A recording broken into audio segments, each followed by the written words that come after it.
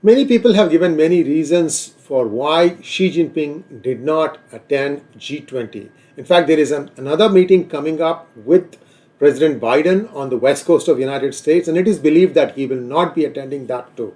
And therein lies the story. First, like this video, and if you have not subscribed to our channel, please do subscribe to our channel. And before I proceed further, I need to tell you a little bit story. What happened was that Xi Jinping went to BRICS summit on a state visit. When there is a state visit, the protocol is higher. There is somebody who is fairly high up in the political administration of South Africa who will come and receive him. All that happened. What does not get said much is that anybody who could have toppled Xi Jinping was also on that entourage, which means Xi Jinping was so nervous that he might be toppled while on a trip to South Africa that he decided to carry all those people who might be a threat to him with him. This is not where the story ends. But it's very interesting, and it is believed, because nobody will open their mouth, it is believed that on the way back, Xi Jinping did not fly back to Beijing. Instead, he flew to 𝗤𝘂𝘁 in Xinjiang. And from there, after spending a couple of days there, what is there to spend in a hostile territory like 𝗤𝘂𝘁? I don't know. He decided to take the train back from 𝗤𝘂𝘁 all the way to Beijing, probably another day's trip. Very, very interesting. A lot of hush-hush here.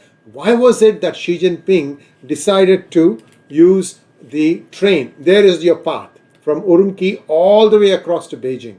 Why did he choose this? Well, this is where things get interesting, and it has to do with the fact that he has been purging many people in the rocket force of the CCP. And I'm going to tell you the list of all the people who have gone missing in the last few months, and it is incredible how many people have been, disappeared. This only means one thing, that there was a coup attempt perhaps, and that perhaps failed, but Xi Jinping is very, very nervous at this point of time.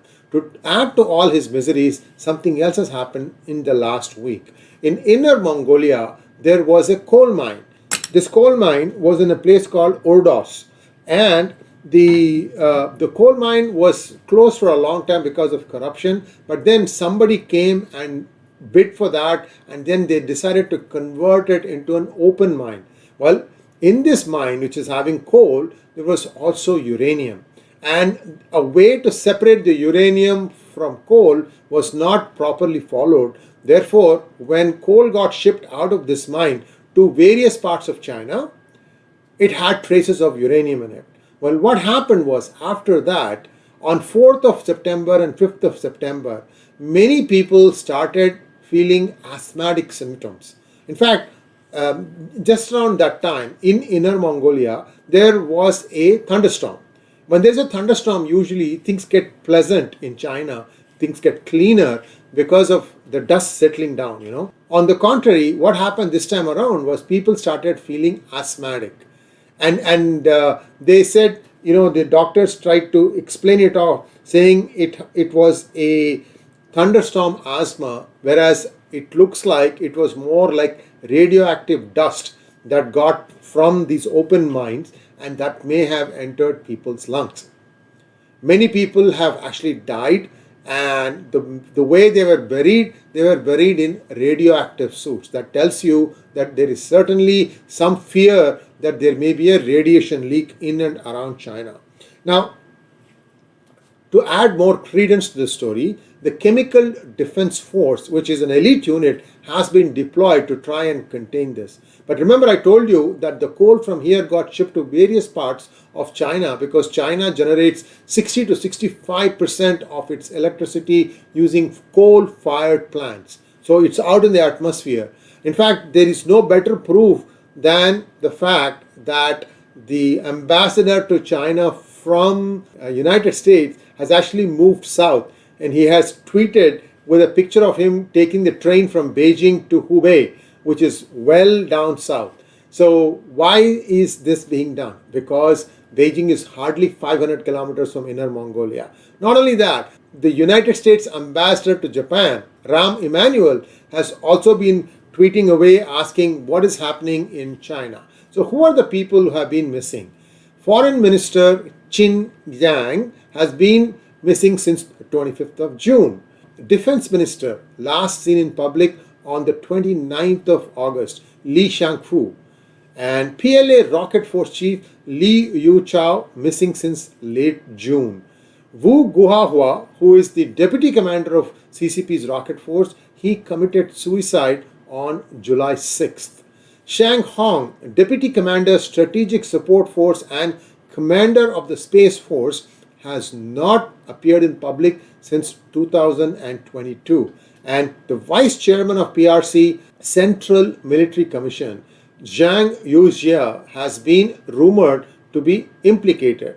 Well, all this is happening now while Xi Jinping was traveling to the BRICS summit and so on. So you also know that in Yellow Sea they had this accident where the submarine essentially sank, and they are now saying that this happens to look very, very similar to what happened in 2003. That is, the oxygen inside the submarine got cut off and everybody asphyxiated to death. Unfortunate, but that's what seems to have happened. So, taking all this into account, what is going to happen next? Is Xi Jinping going to be continuing to be the ruler, or is there another revolt in the offing? It is believed that in the rocket force, which is very articulate and educated, because these are people who are using a lot of the computerized weaponry and so on and so forth, they are also pretty outspoken, I heard, from Chinese standard. So I believe, I'm just showing you 6 or 7 pictures here. It is believed that the number of people who have been made to disappear in the rocket force runs into 3 digits.